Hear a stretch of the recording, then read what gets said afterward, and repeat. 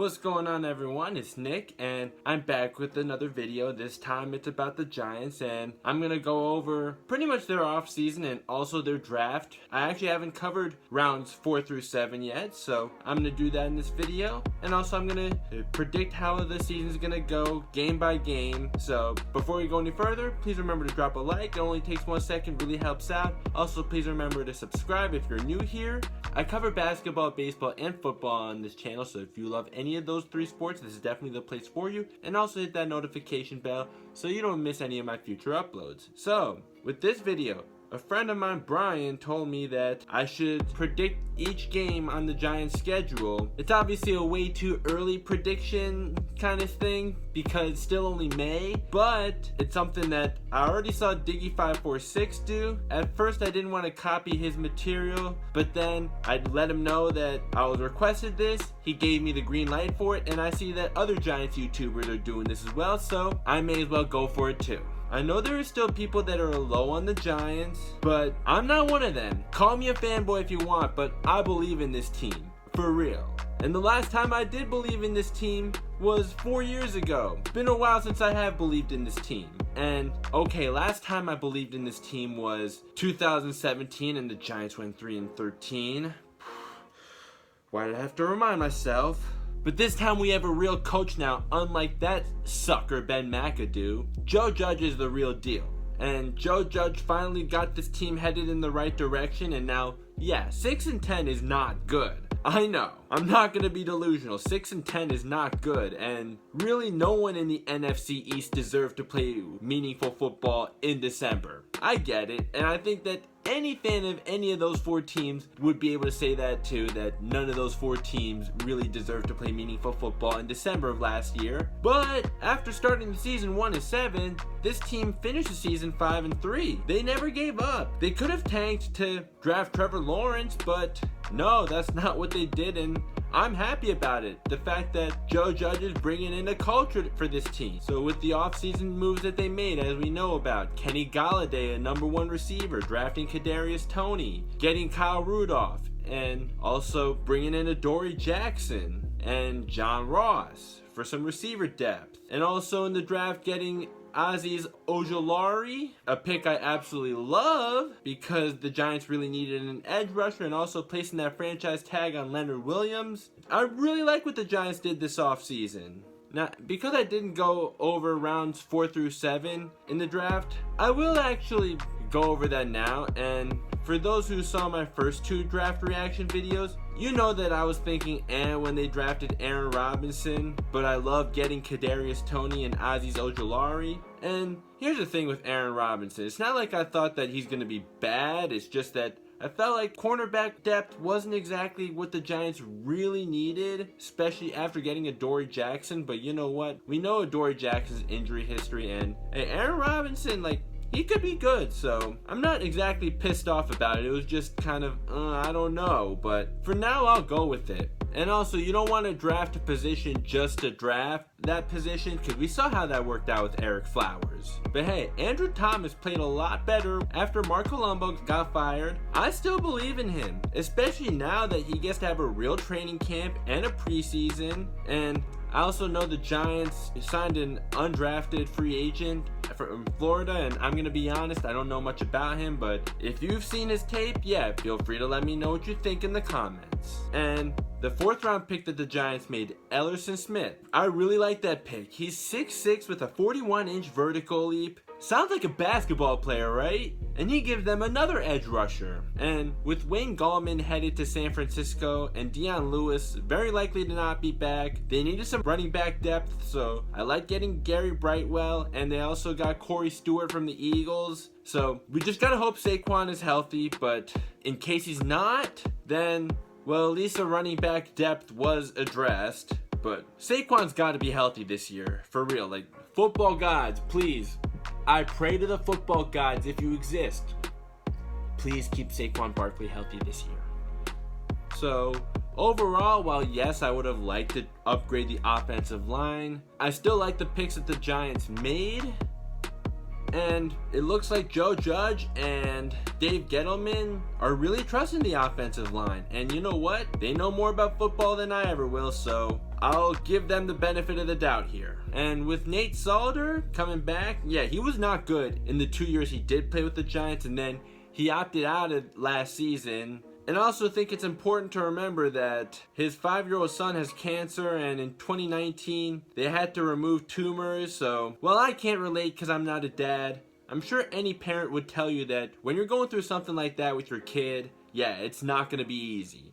So at the very least, I think that Nate Solder could at least be a leader in the locker room. So now, let's get on with the schedule predictions. So week 1 against the Denver Broncos. I think this will come down to whether or not the Broncos get Aaron Rodgers. Assuming they don't, the Giants got this. And as for what I think about Aaron Rodgers' situation with Green Bay, my friend Keith, who's a Packers fan, actually wanted me to make a video on this. I think I might. If he does get traded, you can very much expect a video. But my thoughts right now are great player, one of the greatest of all time, but he also does stat pad, and I think while he hasn't exactly been in the best position to win at times, I also think that he's not doing himself any favors when he points a finger at everyone else and not taking any blame himself. There are still things he could do better. I think that the intangibles are like probably his only weakness. But even if he doesn't have the best intangibles, we can't deny that he's absolutely one of the greatest quarterbacks that I've ever seen in my life.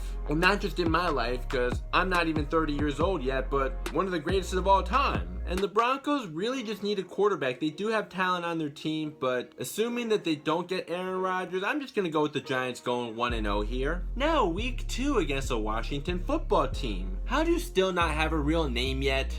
I really hope that the Cleveland Indians don't end up becoming the Cleveland baseball team after this year, because this is the last year of them being the Indians. So last time they beat the Giants was when they were still the Redskins. It was 3 years ago, and Saquon Barkley averages 8 yards per carry against them for his career. Now also, this is before Chase Young was on the team.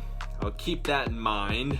And there's also Montez Sweat to worry about. And also the football team had the 7th best ranked secondary according to PFF last year. Although Saquon has yet to play against Chase Young in the NFL, they've only played each other one time in college when Chase Young was a freshman and Saquon was already a junior and expected to be one of the top picks in the draft. So this is obviously before Chase Young became the beast that he is now. And Jamin Davis, the Redskins' first pick at 19. Interesting choice. Undersized, not the best tackler, but he can be a good coverage linebacker. And hey, Andrew Thomas did well against Chase Young last year.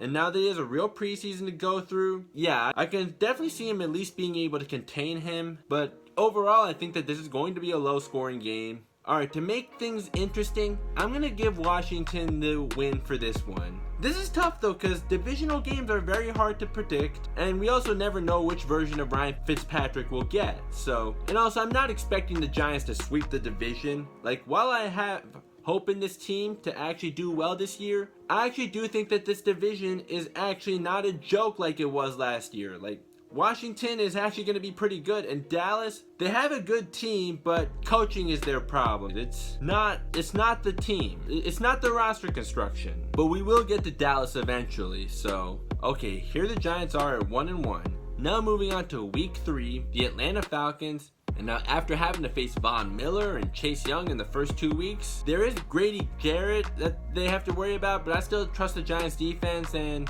the improved offensive enough. And yeah, I agree with Diggy546 here. I think this is when the Giants have their coming out party. Although, hey, if you do go to that game in Washington, I hope the Giants prove me wrong, and also, I hope to see a vlog from you with that game. So here we are, Giants are at 2-1. Week 4, going against the Saints, who are no longer with Drew Brees. We're not sure what to expect of this team as they're in the transition phase. They had one of the best defensive lines in the NFL last year. And as much as I was advocating for Jameis Winston to get his shot last year, because, like, I know, he makes very stupid throws we know, but also he has some elite arm strength. He can make plays down the field that most quarterbacks can't make. But he also has Alvin Kamara in the backfield. He didn't have a running game in Tampa Bay. So, okay. I'm going to go with the Giants at 3-1 here, but this is one of those games where, to be honest, it's going to be pretty tough to predict, just not knowing what the Saints are going to be this year, as they're in a transition phase. So, here we are at 3-1. Week 5 against Dallas. I really want that early birthday present. This is October 10th. My birthday is on October 12th, but in Dallas. Okay, I think I'm going to go with the Cowboys winning this game. But if they prove me wrong, hopefully I'm fully vaccinated by then. Better hurry up, Yoshide Suga. Oisoide kudasai. If I'm fully vaccinated by then though, oh yeah, I'm ready to party. And I'll be repping the Giants as I'm doing it. Damn, I'm gonna be 28. Still hope I get to live it up regardless, but as of now, I have the Giants at 3-2. But hopefully I'm wrong with this one. Week 6 against the Rams. Okay. Looks like this is going to be when the Giants go 3-3. Aaron Donald, Jalen Ramsey, and Matthew Stafford, we all know, is an upgrade from Jared Goff. Just don't know if he's really worth that draft capital though. Like, he's an upgrade, we know that, but that much of an upgrade? I don't know. At this stage of Matthew Stafford's career, of course, career-wise, yeah, Matthew Stafford's been a better quarterback, but right now, I don't know, but he's better. Let's just put it that way. Alright, now the Giants are 3-3 and are facing adversity. But I do believe in Joe Judge. I believe this team can overcome the adversity. They overcame adversity last year. I expect this team that's a lot better than last year to do so. Week 7 against the Panthers. I think this is going to be a good one. We all know how much I love Sam Darnold if you guys have been on this channel long enough. And yeah, you know I've loved him since he was at USC. And now he's on a team that we know actually has his back because they traded Teddy Bridgewater, so they're telling him, hey, you're going to be a starting quarterback, and he actually has a team around him. But Sam Darnold, as much as I love you, you're going down this week. The 16 other games this year, I wish you all the best, just not this one. So, okay, like, if you disagree with this pick, though, I won't be mad at you because it's not like I'm taking the Panthers lightly. So, here we are at 4-3. Week 8 against the Chiefs. Yeah, okay. I've shown some optimism about the Giants in this video, but I'm not going to take the optimism that far. We're not beating the Chiefs, so back at 500. Week 9 against the Las Vegas Raiders. Anyone still more used to saying Oakland instead of Las Vegas? Well, I think that the Giants are going to be 5-4 after this game. So, week 10 is a bye. Week 11 in Tampa. Oh, man, I can't bet against Tom Brady. Even though the Giants got him in the Super Bowl twice. But hey, they're the defending champions. They drafted really well. Their defense is already ridiculous, and they drafted Joe Tryon. Okay, just going to have to take the L here, so here we are at 5-5, so okay, yeah. I expressed optimism, except 5-5 now. Okay, but it's gonna get better. So, week 12 against the Eagles. Oh, you're going down! Our first matchup of the season has to be in late November, but hey, we should expect a packed house at MetLife Stadium, right? Because it's in November, and I don't know how many people are going to be fully vaccinated by then, but I'm sure probably the majority of the country by then. And the Eagles have owned the Giants for as long as I can remember. They've given us nightmares. My worst one isn't even the Miracle at the Meadowlands. Actually, October 12th, 2014, my 21st birthday, the game that Victor Cruz blew out his knee. He was my favorite player, and to lose 27-0 and to see him blow out his knee on my 21st birthday. And then, as we know, Victor Cruz was never the same again. But hey, I think that we all expect the Eagles to suck this year, so hey, we got this. Also, you really think Devontae Smith wants to be an Eagle? So here we are at 6-5. Okay, week 13 in Miami. Okay, so they got two really good first round picks in Jalen Waddle and Jalen Phillips. And Brett Coleman and Diggy546 both convinced me that this dude is for real, and I was hoping the Giants might have a chance to land him when they traded down. But the Dolphins got him. Alright, and Tua has a really good receiving core now with Jalen Waddle and Devontae Parker as the number 2. But I still think that the Giants are going to win this game, and that's going to put the team at 7-5. Should be a good game though. Fun fact, the Dolphins haven't beaten the Giants since 2003. Back when Kerry Collins was the Giants starting quarterback. Back in the days with Tiki Barber, Jeremy Shockey, Amani Toomer. My early days of getting into sports. Week 14 against the LA Chargers. I almost said San Diego. I'm still used to San Diego for whatever reason. I hope I'm not the only one. Had the Giants not traded down, yeah, I would have loved Rashawn Slater after Devontae Smith was drafted, but he's protecting Justin Herbert now, and Justin Herbert, he's proving himself to be a franchise quarterback. He has one of the best receivers in the game in Keenan Allen to throw to. And something to keep in mind about the Chargers last year, they won their last 4 games. Not against great teams, but other than the Chiefs, but the Chiefs did not have Patrick Mahomes. Patrick Mahomes didn't play that game. But it's still something that I would look at as to not take them lightly going into this season, especially with a new franchise quarterback in Justin Herbert. I'm also seeing Nasir Adderley and Jerry Tillery as potential breakout players for the Chargers on defense. If you're a Chargers fan watching this, tell me what you think of them. And Asante Samuel Jr., oh, that was a great pick. Okay, I think I'll give the Giants an L here, so here we are at 7-6. Week 15 against the Cowboys at home. Payback time in case the Giants actually do lose, in case I'm correct about their first matchup of the season. And yeah, I don't expect the Giants to sweep the Cowboys as much as I would love to. And also, like I said much earlier in the video, the Cowboys do have a good team. Coaching is their problem. And coaching is obviously not a problem with the Giants. Well, Jason Garrett's play calling, okay, that was definitely questionable a lot of the time last year, but at least the main man in charge, Joe Judge, is a great coach. And about the Cowboys' talent, yeah, if you think Dak is not a good quarterback, you don't know anything about football. So, okay, 8-6, here's where the fun really begins. Then week 16 in Philly, you're going down again. Cry, Eagles, cry. On the road to misery, Eagles suck, sigh, Eagles sigh. Blow the big games 1, 2, 3. Miss them low, loft them high, and watch those Eagles die. Cry, Eagles cry. On the road to misery, L-O-S-E-R-S, Eagles. So here the Giants are now at 9-6. And yes, I know Kobe was a huge Eagles fan. May he rest in peace. You know how much I love Kobe Bryant, but I'm sorry, that's the one thing I didn't like about him. And also congrats to Kobe on the Hall of Fame, which he could have made that speech, but yeah, I'll talk about that later on. So back to football.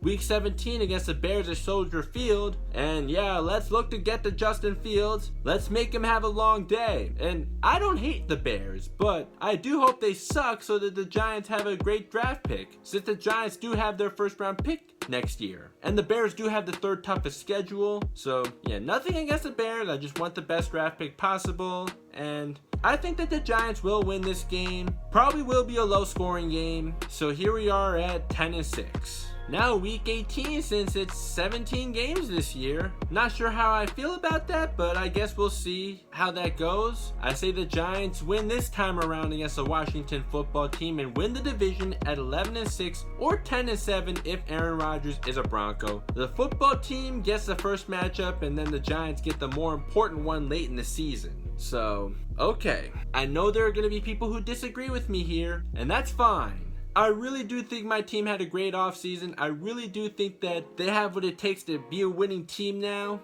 Do I think this team has what it takes to win a Super Bowl? Definitely not. Let's focus on having a winning season first, because that hasn't happened since 2016. Do that and I'll be happy, even if it's a 9-8. That's still way better than the last 4 seasons. If the Giants are below 500 again, okay, I'll take my L for this.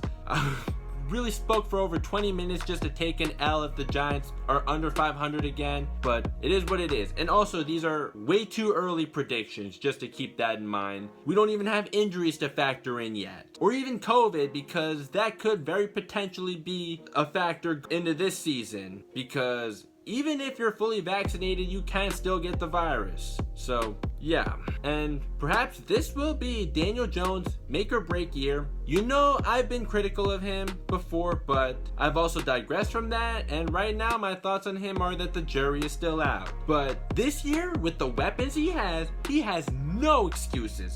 None. If he doesn't have a breakout year with the weapons he's given now, a healthy Saquon Barkley, Kenny Golladay, Kyle Rudolph, Kadarius Toney with Sterling Shepard, at least for now, and Darius Slayton, yeah, then it might be time to look to move on from him. He really has no excuses at this point, period. Unless he gets hurt again. Or all the guys that I just mentioned now get hurt too. But as long as this team is mostly healthy, he has no excuses, period. And he should be playing with a chip on his shoulder this year, knowing that if he doesn't get it done this year, he could very easily be on his way out. Like, I'm not asking him to be like a Patrick Mahomes or Aaron Rodgers or Tom Brady or prime Drew Brees. Like, I'm not asking that out of him. I just ask that he's at least above average, at least respectable. If he can do that, then the Giants should be a successful team this year. They should be winning more than they lose. So, okay, yeah, this was quite a long video. If you really stuck around for all this, I really sincerely appreciate you. So, if you're still here and you still haven't dropped a like yet, yeah, can you please drop a like? It really help out. And also, please remember to subscribe. I mean, if you made it this far in the video, then you must have enjoyed my content, right? And also, please remember to hit that notification bell so you don't miss any of my future uploads, and I will see you next time.